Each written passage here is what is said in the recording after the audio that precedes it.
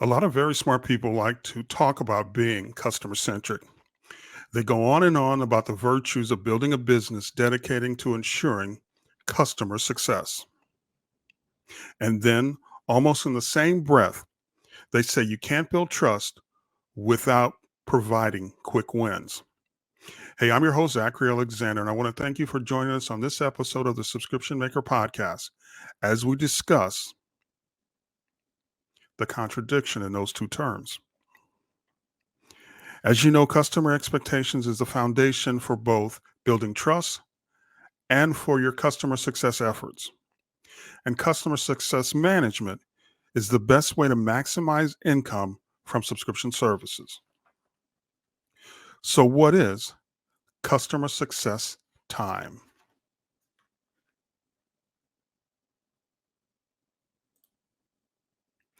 Customer success time is the time it takes to provide customers with the value and the support they need to succeed with your product. Customer success time is a lot like internet, or it's like the opposite of internet time. Customer success time is measured in months. I'm sorry, customer success time is measured in years, not months. We'll talk about that a little later. But it is a way of thinking about business and managing expectations. The reason that customer success time is measured in years is because the best way to measure it is in net dollar retention, or rather, the best way to measure it is with net dollar retention. Net dollar retention is the money made from selling to current customer base compared to a prior year. Basically, what it means is that instead of looking at customer acquisition, it's a way of looking at the money you make without adding in customer acquisition. So you're basically saying, okay, all of the additions that I've gotten in this past year, I'm not going to count that. I'm going to look at basically how much more money did I make from the same customers versus the ones I had last year. It includes upsells, upgrades, and cross sells. If your customer success if your customer success efforts are working, then your NDRR will be positive. If your customer success efforts aren't working, then your NDRR calculations, the way you calculate NDRR, will show you where the problems are. Will give you a good clue how to fix them. So if you are not retaining customers, then that will show up based on your NDRR, because you'll see that the number of customers that you had last year versus the number of customers that you have this year doesn't go up. Now, basically, that's a discussion of NDR, or net dollar retention. But what we want to talk about is the rate.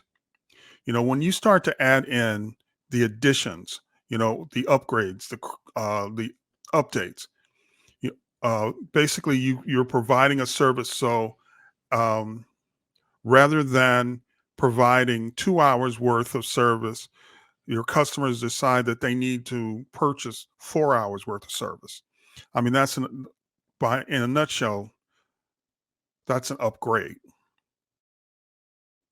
An upsell would be, okay, we're going to provide you with additional, we're going to provide you with additional, um, you bought this. An upsell would be, you bought our service, our hosting service, you bought our coaching service. But in order to really get the benefits of that, you also need to buy the flashcards. That's a upsell. Okay, I'm going to sell you before, as you're checking out from buying the coaching service. I'm also going to give you the flashcards to go with them. I'm going to sell you those too. Upsell. And then cross sell is because you're buying something else that I'm selling you. I'm selling you coaching. Because you're purchasing that, Well, why don't I also sell you this bag, this t-shirt? Doesn't actually improve your ability to learn what I'm teaching or to relate to the information I'm providing. But because you are interested in and you want to be, for whatever reason, prestige, you want to show your loyalty, you want to show you're part of you want to show that you're a part of the gang, a part of the crowd, a part of the crew. Because of that, you purchase a t-shirt. That's cross sell. So basically, when you look at all those three different sales, plus what you would normally get with just people renewing, when you look at that number, if the number is going up, if the rate is going up, your NDRR is going up, then you're in good shape. Then you're probably providing great customer success. Now, on the other hand, if it's going down, now you got to look. Now you got a problem. But then you also have the capabilities of going to figure out, or the capabilities of figuring out where the problem is. Is the problem with retention? People aren't renewing. Is the problem with upgrades? No one's upgrading. Basically they're saying, okay, we're not at the point where we want to leave, but we don't want to buy. We don't want to buy any more from you. And that's a very, very important understanding. That's a key indicator because if people won't purchase more from you, then there's a very good chance that they will churn, that they will leave, that they will take their business elsewhere. So if you're not seeing your NDRR go up, then your net dollar retention rate go up, then what you have is you have a pretty good indication that that person will not stick around. So having said that, at this point, since we're looking at this NDRR, and this is a year over year thing. So you compare your NDRR based on the cohort of customers you had last year and the revenue they generated versus all of the revenue generated this year. And you can say, okay, based on that, is my rate going up, my net dollar retention rate going up, or is it going down? Now those are just table stakes. So on average, you should see easily 40% NDRR. But the good companies, the really good companies are seeing 110, 120. So they're making, I mean, if you're someone like Salesforce, you're making your money on selling to your current customers. They're cheaper to sell to, they're easier to sell to, and they they provide a more economical way of building your business. Now there's also the issue that at some point you can't acquire customers at the same cost of customer acquisition or at the same CAC. And if you can't provide customer at the same CAC, then you're going to lose money. So one of the reasons we want that NDRR to keep going up, and real with the we understand you have to understand that at some point the your NDRR, basically your net retention rate, is going to be the majority of your sales, that it will basically outstrip your new customer acquisitions. That's just a function of a healthy company. A healthy company makes more money. A healthy subscription company makes more money from its current customer base than it does from new customer acquisition. Now, the reason we bring up this issue of customer um, customer success time is because we want to bring in the understanding that there are different timings for different tools. So if you would, Imagine that you have a pocket watch with the back off, and you can see all the little cogs and wheels. You can see the gears inside the pocket watch, and they're all different sizes. Some of them are smaller, some of them are just your basic size, and some of them are larger. And the reason for that is timing. The smaller gears turn faster than the larger ones. So when you're trying to create a system that produces a stable result, then in order to hit that desired state, you may need to have tools with different timing. So, for example, you know, ND, NDRR is what I would call a near-term solution. So, you want to increase your NDRR, I would say in a 18 to 24-month time frame. I mean, it takes time for people to figure out that they want to do something, that they want to purchase something. You can hope that the people will basically respond as soon as you make a decision. You decide that this is the way, this is the direction I want to go, and this is going to be good for my customers. You present it to them, and they purchase it right away. They jump on board. They can see the value of what you're doing. But for the most part, that's not the case.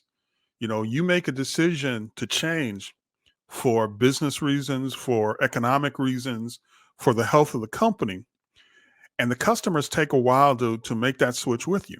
Now, your best customers will just trust you and jump on board, but a significant number of your customers will take time to make the transition. And if you expect them to just drop what they're doing and change, you're going to antagonize a bunch of people. So what you need a different set of tools. What I like to think about,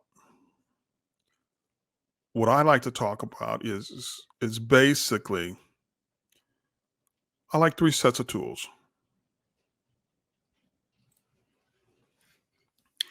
Facebook, there are ways of using Facebook, and Facebook will deliver immediate results. There are shortcuts that you can do that will cause people to jump on board. You can do advertising with Facebook.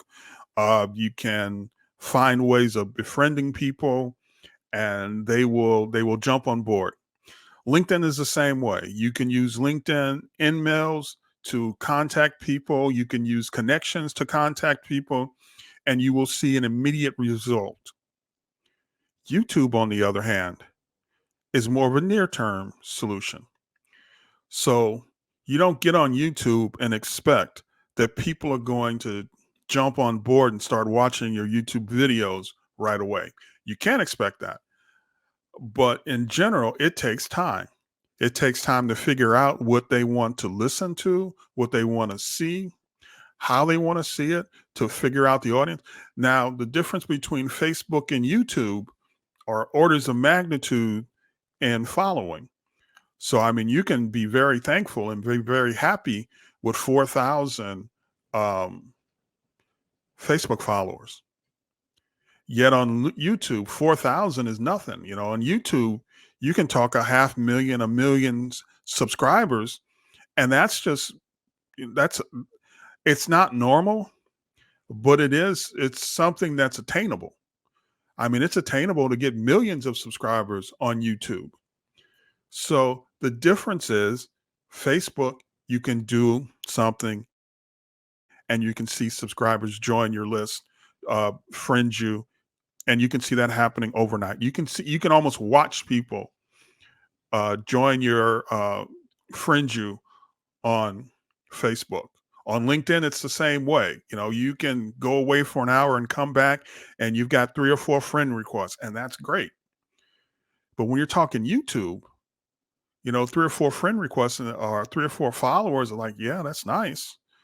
But, you want to be seeing, 1,000 new followers every day, 1,000 new followers, 4 or 5,000 followers per video. That's how you reach 200,000 followers, 800,000 followers. You don't do that 3 or 4 at a time, or you can, but it takes years.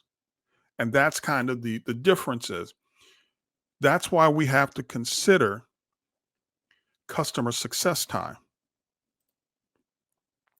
We have to consider the time it takes for the customers to find the value, to get the support, to understand the value that's available to them. That takes time. And it's an opportunity that we have to consider, because the bottom line is there will come a point, when you cannot you cannot acquire enough customers to meet your plan. The cost of customer acquisition will continue to rise.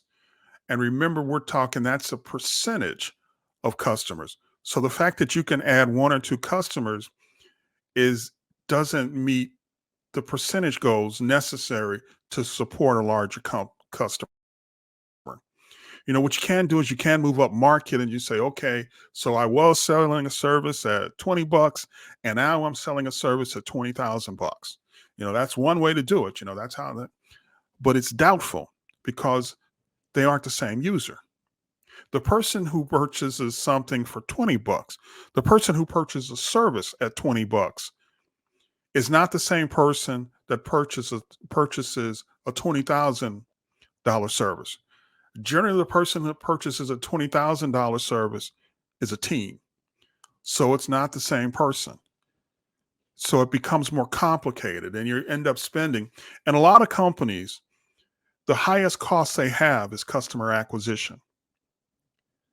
And that number keeps growing, mainly because they don't have a good customer success team. They don't have a good customer success strategy. And the time to start that is now. So I want to thank you for listening to this episode of the Subscription Maker Podcast. You have a nice day.